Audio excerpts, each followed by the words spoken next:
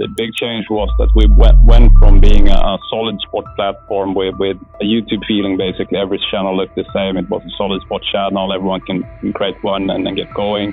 But what we did was that we identified, of course, that there was a big demand out there for having a white label solution, especially for federations, leagues, bigger clubs. Today we have now over 40 white label partners, mostly federations, leagues. What the new thing is basically, instead of having a SolidSport channel, it's their platform, their design, their brand, and we just are the technical provider behind.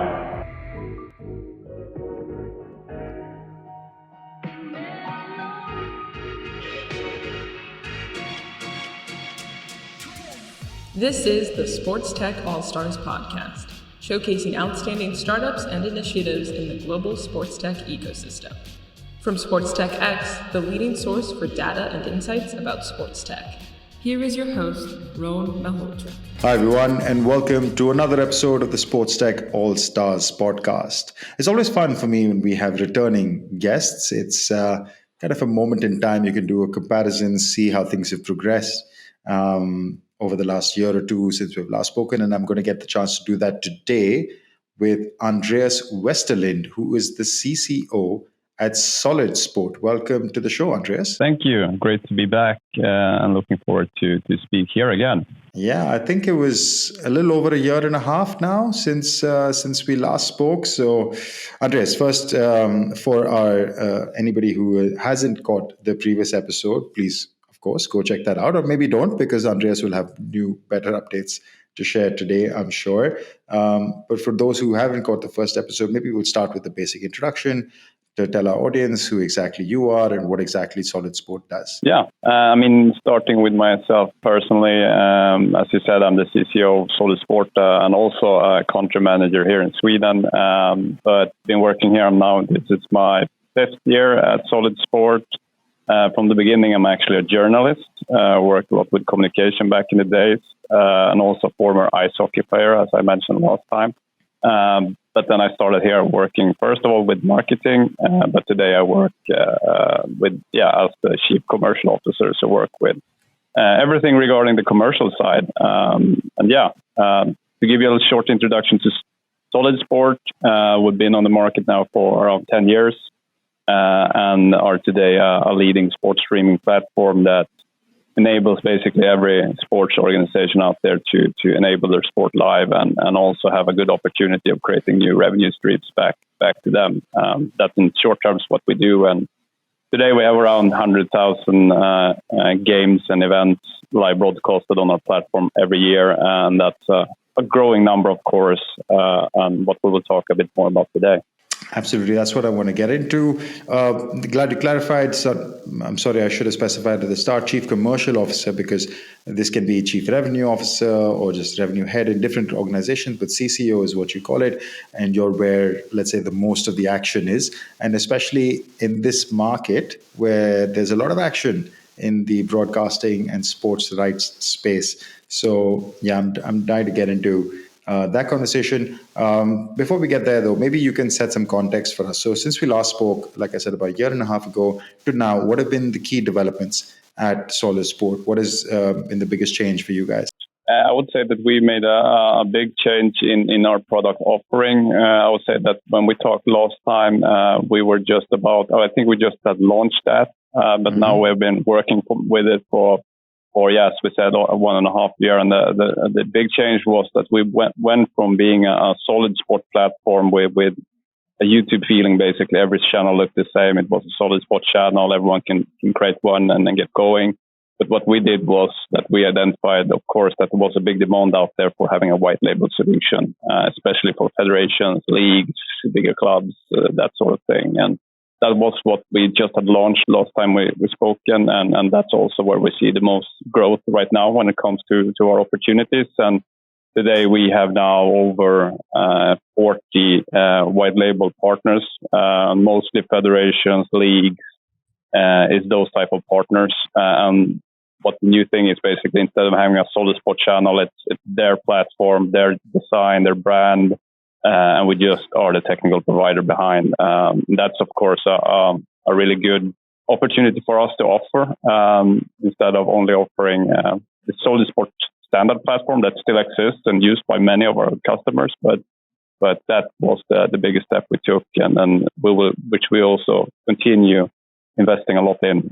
We believe that's the future ahead as well. And I think that's a big part of, as you said, the future, because I think sports rights holders are understanding the power of their own brand, and they want to own the customer in some way, have their own DTC, direct-to-consumer, direct-to-customer sort of streaming service. Just to set the context properly, so you mentioned 40 leagues federations. So what sports are you covering mainly, and in what geographies? We started in the Nordics, of course, since we're a Swedish-based company, but today we also have an office in Helsinki, but we also opened an office in Germany in 2021, so we have an office in Hamburg as well. So, of course, that's our focused markets, Finland, Sweden, and Germany, but we're also growing in other markets since our platform is global. You can stream from everywhere, and you can watch from everywhere, and you can broadcast from everywhere. So even though that's our main focus, right now we see, for example, a lot of opportunities down in Spain, but also in other countries. And when it comes to sports, team sports has always been a main focus. I would say handball, it might be our biggest sport, and we have the most partnerships, most federations, but we also see several new partnerships in basketball, volleyball, football, of course. But the latest partnership, for example, is in Ultimate. Maybe not everyone knows what Ultimate is, but I would say Frisbee. Yeah, exactly, Ultimate Frisbee.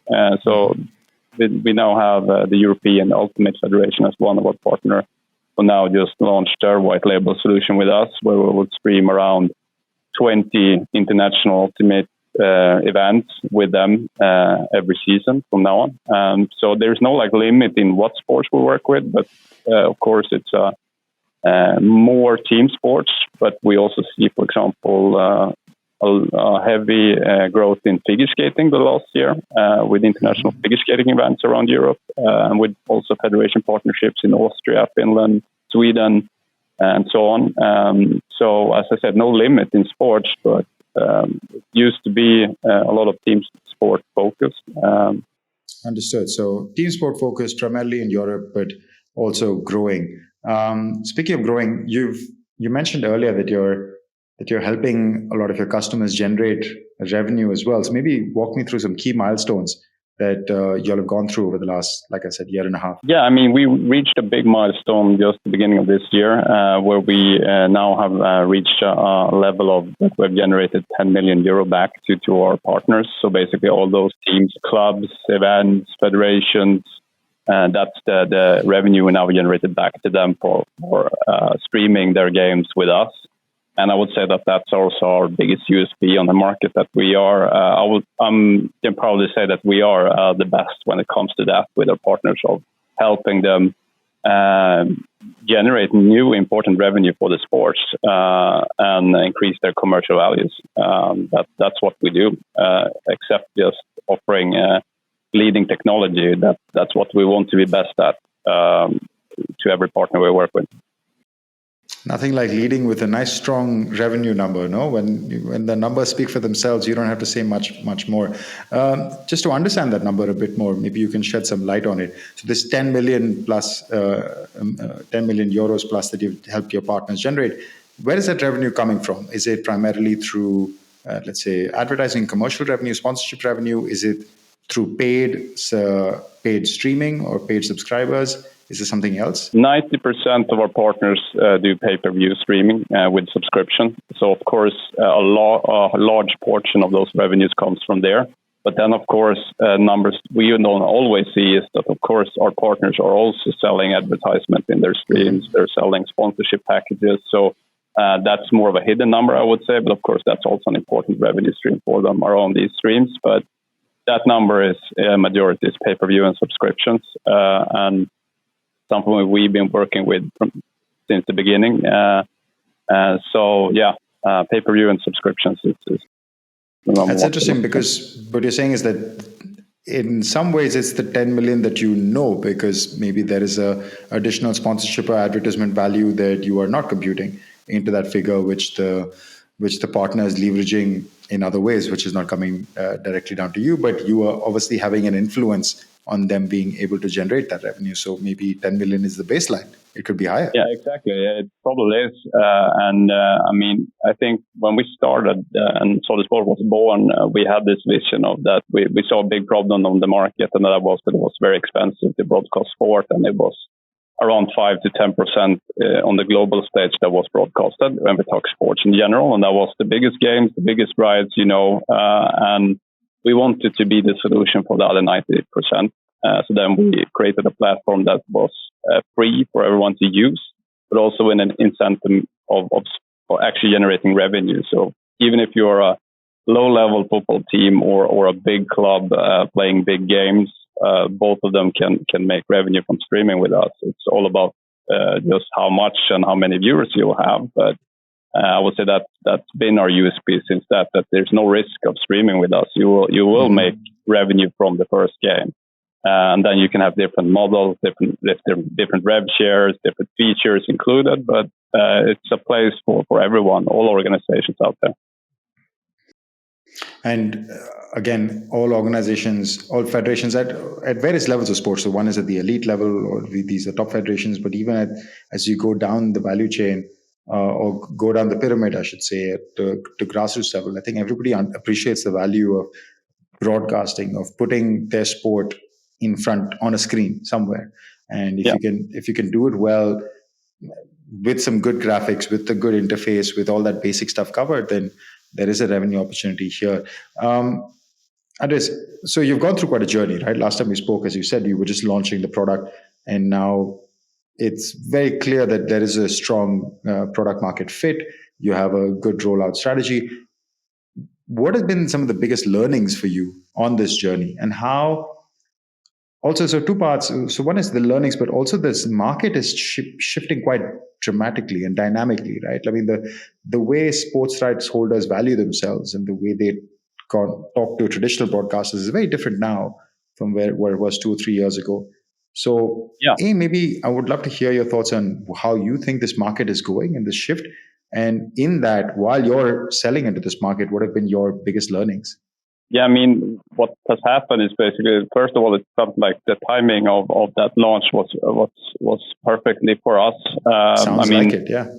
Yeah, and to give you one example, we work with one of we're actually the biggest football club in Sweden for several years, Malmö FF, who plays in the top division here. And of course, those games in the top division are broadcasted on national television. But what they wanted to do was building this club TV solution that we see more and more out there now in different OTT solutions, and they did it with us.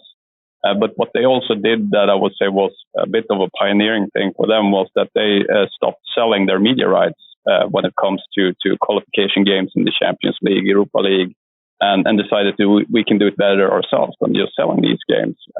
So they started to do that on their own club TV with us. So, and we directly saw, of course, whoa, this is really big, and Malmö FF then became a case for us to other clubs out there in Europe. So when this new product was launched, we directly started to contact the other clubs in Europe who were also playing in these qualification rounds. And last summer, we broadcasted 50 of those games with various of clubs around Europe.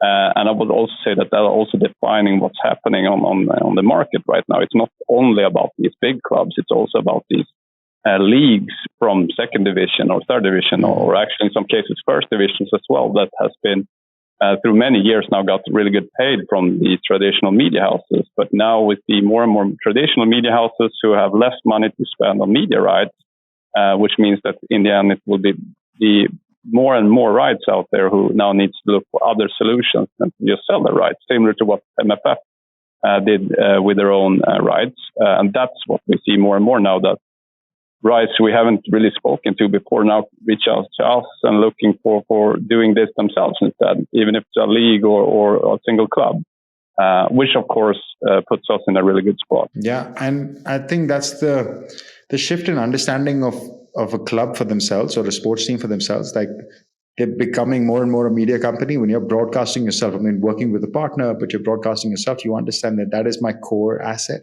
It's not just my stadium, which is, okay, filling that up and selling a bunch of commercial revenue. This broadcasting right is really powerful. And rather than bundling it with under a layer of 100,000 things, where the broadcaster might or might not plug it, and whatever, actually taking control of that, your own story is clearly what the market is going towards increasingly. Yes, absolutely. And I mean, like Malmö realized that, they can get, most of the clubs can get a good payment for one game. But what they realized is that if we're not selling that game, doing it themselves, we can get a lot of our fans buying a monthly subscription, which with over time will give us a much better outcome than just selling it once to a television station. And I'm not saying that in some cases there is a good opportunity of selling it. Sometimes we recommend our clubs to doing so when they get a really good offer. But I say that we also there have a role of actually not only giving them another option. In many cases, when clubs come to us, they also get better bid because they have another option. So it becomes a better situation for them when they negotiate those type of things. So in all, taking advantage of your own media rights is what we see more and more by having their own solution with us. It's a really, really big trend. And we, as you said, this will be the future for most of the leagues out there and other type of rights. Yeah, we've seen the elite teams, elite leagues, I should say, already experiment. I mean, let's look across the pond, right? The NBA has had its own league pass for best part of almost 2 decades now. They've been doing this for a while. And we've seen La Liga experiment in certain Asian markets. We're having this conversation increasingly so in US and European sports. Can you walk me through that Malmo use case a bit? So just through the numbers. So how much would they be charging for their pass? So I guess it's a monthly pass. How much is the end consumer user paying? Or €5, €10, €20 a month? And I don't know if you can share or would like to share, but at least some approximate numbers on what that is able to generate for them versus what they might get paid for that one-off game, which a traditional media house might buy. Yeah, I mean, without talking too much about exact financial numbers, what they did is they are combining free content and paid content when it comes to these exclusive behind-the-scenes materials around their club, which of course is very, very relevant and something the fans like a lot. But in order to get all the content, and especially the games that they have exclusive rights to broadcast, you pay a monthly subscription of €10. But you can basically cancel it whenever you want. But what we see is that when Malmö is doing this compared to maybe a TV station or a media house, the stickiness of the fans is, of course, very, very good, because they realize that we're not only just paying per service, we're actually paying to support our favorite club, which is, of course, very powerful for they shouldn't not just leverage too much on that. But of course, they have a really good and strong opportunity of creating a great service for their fans and also getting important revenue back. So all in all, it's a win-win situation, right? And I mean, we're talking thousands of fans paying every month to get this content. And there are so many clubs out there who can do it. And it's not only that you need to be that big. I mean, we're also working with clubs that are on a much lower level, but instead what they are doing is that they are broadcasting all the games in that club. If they have 30, 40, 50 youth teams, they can create a streaming solution for the whole club. And every team in that club has their own channel and a club subscription. So basically, every parent to those 40 teams can pay a monthly fee for that club to watch all the games in the club. That's also a powerful solution, because who doesn't want to watch their kid or grandkid basically when they can? So it's not only about these like bigger clubs; it's about all types of clubs out there has an opportunity of creating this service. And then you can add potentially other layers of services on top, right? You could add maybe some sort of AI-based tracking and analytics solution, which gives them data and insights. I guess you would maybe be using AI to do some automatic highlight clipping, which can go as a package to a scout.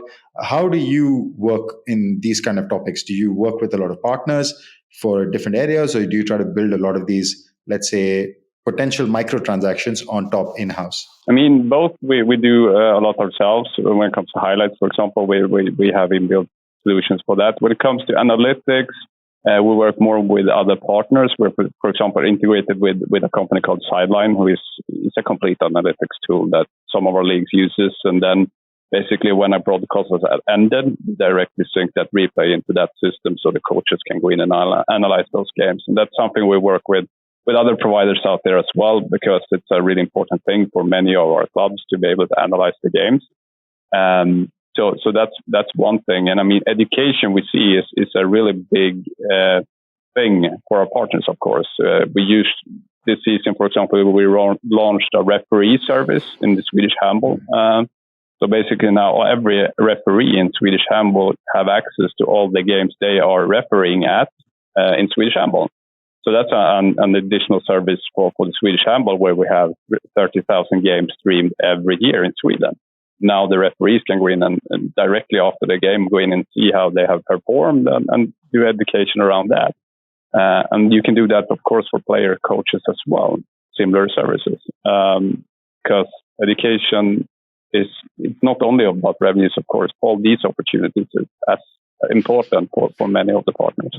And this is the stuff that I believe is the true power of doing, let's say, broadcasting through streaming, because it's so much easier to build all these kind of micro layers and microservices and buy a little package, a free package or an analytics package or maybe a betting package or whatever else, and you can add it. It's easier to customize for the end user versus the traditional media house, which will struggle to roll out that service, and it's also a struggle to educate the end consumer to how they have to interact. So much easier just because it's all online. Yeah, and the value of the community is also hard to put a number on, but let's take the Swedish handball case again. I mean, when we started on a white paper, it was a lot of the things that was streamed, but on so much different platforms, some streamed on YouTube, some on Twitch. And that was, of course, a tough spot for the federation to understand, okay, what's happening, what's streamed, how can we somehow gather this in a good way? And that's where our partnership started. And as I said today, 30,000 games from the youngest up to the second division is streamed on their platform that we provide, which gives them not only that the whole sport is gathered under their umbrella, the teams are streaming themselves and making revenue from it, but they now also have a community of around 400,000 handball viewers, which they can communicate to. And of course, the sponsorship package they now can provide to their sponsors of that type of platform is huge. Similar to all other federations we work with, that you can really create something that everyone wins from. The clubs wins from that they can enable the games and have their own channel in that environment, create revenue there. But all in all, the federation also gets a really good service for themselves and for their whole sport. Powerful stuff. Andreas, what is your perspective on big tech entering sports broadcasting and sports streaming? By this, I'm talking about Amazon, which has been buying up rights from the NFL to the NBA to the Premier League in different parts of the world. We've seen Apple invest quite heavily in American sports primarily, but also looking to take MLS to the world. We've seen Meta pick up rights in different parts of the world.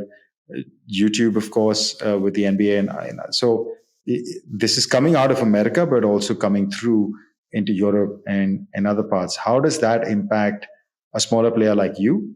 And more importantly, how do you think it impacts the traditional media houses? Because I think that's a real point of potential fight and disruption. Yeah, for sure. And we will see more and more in this. As you already said, it puts even more pressure on the traditional media rights owners, media houses, that they are now coming in and also see the potential in it. For us, we are not so much in the same area in the sports market. We work basically in some scenarios. We work in the premium segment, as I said, with the Champions League and Europa League qualifications. But we are more the solution, as I said from the beginning, for those 90% that usually is not up for grabs for the bigger fishes. So far, we don't see them as a direct competitor. YouTube has always been educating the market for us in some way. Many of our partners comes from that they have streamed on YouTube or Twitch or that type of service. So I would say in that case, they have actually helped us educate the market. But who knows what will happen in the future if they also will start looking down at in the area we are. But right now, we don't really see that what they're doing now will impact us in such a big extent. But they will definitely continue changing the landscape as we talked about when it comes to media rights. Potential acquisition case for you guys, maybe somewhere down the line. Who knows? Who knows? Absolutely. But from your perspective, and maybe I have my own opinion on this as well, why do you think this is happening? Why is big tech taking such a big step into live sports? And also, by the way, not just live sports, Netflix is investing in sports content, the behind the scenes stuff that you were talking about, and also now starting to do a bit more live. Why do you think this big shift has happened over the last 3 years? Because I also think they have seen that consumers in general, are the most willingness you have to pay for today is sports. It's such a high engagement around those, the sports in general and games. And that's the reason why many media houses has bought rights as well. And then I'm talking like public publications, media houses who do newspapers, for example. They are trying to make money on news with subscriptions, and they have seen that if they buy live stream sports, it's easier for them to sell subscriptions because that's basically the easiest thing to sell. It's just such a high demand from those who are following it. And I think now Netflix and these big companies sees the same thing, that of course movies and series is very popular, but I think sports is really something unique when it comes to the interest of paying for it.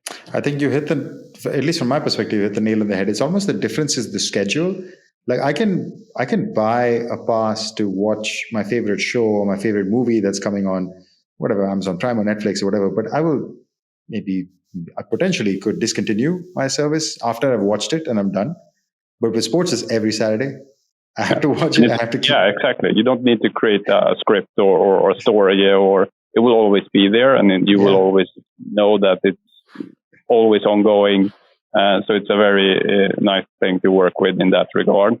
And we see, there is interest on basically every level, and there is an audience for every single sports opportunity out there. We work with 500 youth tournaments today.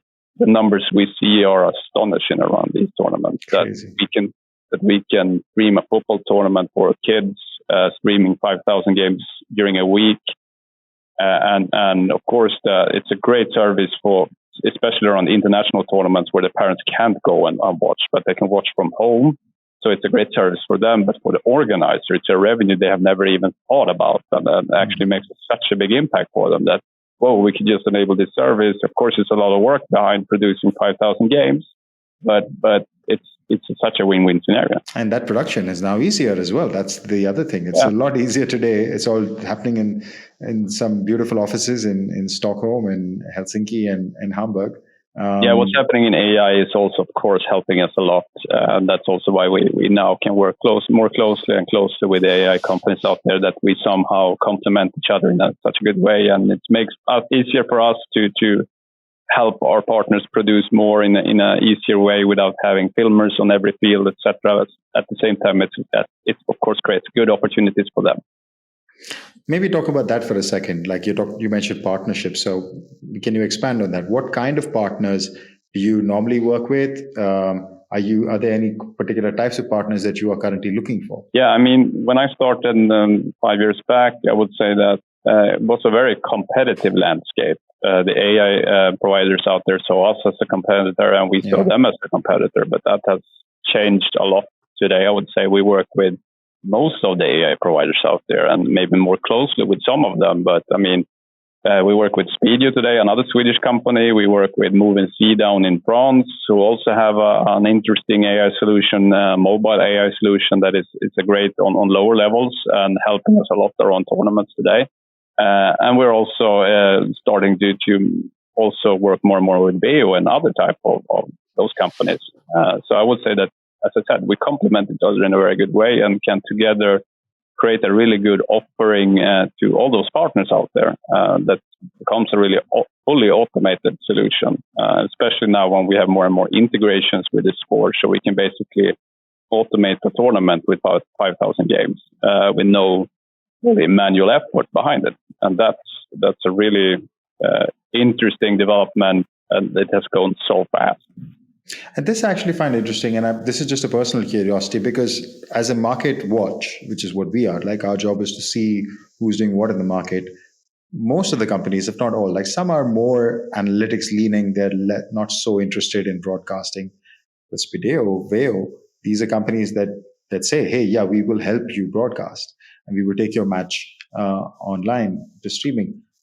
How is it that you've broken this thing of we're no longer competitors? So what are you collaborating on? Where is your value and where is their value? As we know, what have happened the last couple of years is also, if you look on the investment side, in not only sports tech but tech in general, is that all tech companies, us and everyone out there, needed to start thinking about, okay, we cannot do everything. We need to find profitability. We need to be more focused on what's our core thing, and that happened to us as well. Of course, during the years we have talked about, should we develop hardware? Should we develop a camera? And I guess, and we have seen the other AI providers have also tried to do their own OTT, their own streaming. And now I think, without knowing exactly how they think, is that we need to focus on what we're best at. And we know what we're best at, building OTTs, streaming solutions, efficient streaming solutions. And they are really good at doing great hardware with AI. And those two together becomes a really powerful offering, and that's what I believe has happened now, that more and more everyone is working on what they do best. I think last year when we published the VC report in November, and also when we're going to do our look back at the year in April, we publish our next one. We call 2023 the year of consolidation for sports tech. It was mainly because there was an investment winter, right? There was not a lot of money going around, and it took a lot of effort, a lot of willpower, a lot of determination for startups to survive. And one of the key points that how they would do that is to be lean, to be efficient, and to focus on what they're good at, and then find where they can cooperate with somebody else to rely on what they're good at. We saw not as much funding activity, but we saw so much M&A activity last year. This is a trend that is continuing, where two companies are working together. Now, what you're describing is not M&A. It is just a collaboration. But it comes from the same theme, same idea that we've worked together, we built something together. I do what I do best, you do what you do best, and the end product can be more than the sum of its parts, which is a very, very powerful idea. Yeah, great to hear, Andreas, and great to hear that there's so much cool stuff happening at SolidSport. Maybe you want to tell us about what is coming up over the next few months. What can we look forward to? What's closest now is we're going now into an Easter period. As for many companies, we also have a calendar that changes a lot, but now we're going into an Easter mode, and we expect, last year we had 15,000 games streamed during Easter from tournaments only. So we're now preparing for that period this year again, and we believe it will be much more this year, at least 20,000 games from tournaments. So that's what's closest now. That's all our markets now preparing for all these tournaments happening around Easter. And directly after that, at the same time, there's a lot of playoffs, of course, for the indoor season that we need to take care of as well. But as soon as that, we move over to outdoor season. So, for example, the ultimate season starts in April. That's an important thing for us, along with other stuff. And then it will be the European Games again, as I mentioned this year, during July, August, where we'll have a lot of interesting things and a lot of work, of course, as well with all these clubs. Our expectation is that we might even double what we did last year. Incredible. That's the beauty about sports. There's always sports somewhere in the world, and there's always sports to watch and do. What about you from a maybe product service perspective? Is there a roadmap, any new stuff that will come out from the company? It's a lot of focus, I would say, on, of course, continue developing this offer we just launched, but also moving more and more to becoming not only a streaming platform, to be a complete sports platform. And related to that, it's a lot about integrations. We have a lot of integrations with our customers, but now for a league, for example, we don't only want to be a streaming platform. We want to be the sport platform, the sport hub of a league, meaning you should be able to find news articles around the league. You want to be able to find the league tables, who's the leading goal scorer, those type of things is what we are now developing at this moment to be able to really be a complete sport platform. So that's one important thing on the roadmap, I would say, right now, to take that step as well. Interesting stuff. Last one, Andreas. If there's a call to action to our listeners, anything that you're looking for, are you in a funding round? Are you looking for clients, for partners? What should somebody reach out to you about? Of course, this company is always interested to find potential investors, or of course, even though right now the last couple of years it's been a lot of focus on becoming profitable. And we are there. We have done a great journey when it comes to that. But as for every tech company out there, we always are interested to start discussions when it comes to new investors. Other than that, I would recommend everyone who's out there thinking about taking the step of streaming and want to invest more in that, please reach out to us and we will find a proper and good solution for you. Excellent stuff. And what is the best way to reach you? Via email or via LinkedIn? No, you can you can reach me on LinkedIn for sure. And if you just want to sign up on our page, if you want to just reach out to us. But me, you best find on LinkedIn if you just want to ask some questions about how we work, etc. Super. And we'll drop Andreas's profile page in the show notes, as well as the link that you can sign up and inquire directly with SolidSport. Andreas, that it's been a little over half an hour, and that has flown by. Super interesting conversation. Thanks so much for taking the time. Anything else that you want to share about what's coming up, or just generally talking about SolidSport? I think we covered the most of it. And also trying to think here at the same time. But as for every tech company, you always have a lot of things going on technically, but I think we covered the most important parts right now. But thank you very much for letting me participate again. It was a pleasure. No worries. It was my pleasure as well, Andreas. I think we did cover a lot. We tried to talk about the evolution in about less than 40 minutes, talk about the evolution of this fast-changing broadcasting landscape, the view of the leagues, the rights holders themselves, and how they're getting more aggressive and more interested in establishing direct connection with their customers, who are stickier and are there to pay. The media houses and their role, who are on some shaky ground, and they need to evolve and innovate. Big tech coming in, whether it's Amazon or Apple or Netflix or all of these tech guys, and the reason that they're investing in sport. And in the middle of all that is SolidSport, who is growing and shining and continuing to do super interesting things. So thank you for all of that, Andreas. Before I let you go, I have to ask you my favorite question, which I always end with, which is what has been your favorite sporting moment? My favorite, I think I said a thing last time about my favorite club in the Swedish Ice Hockey League, Modo Hockey. They went to the first division when we talked last time, and now they just secured a contract in the first division. So that's my favorite sporting moment right now. Fantastic. So always good to see. Yeah, your own club doing well. Yeah, absolutely. A good way to finish the episode. Andreas, thank you so much for taking the time once again.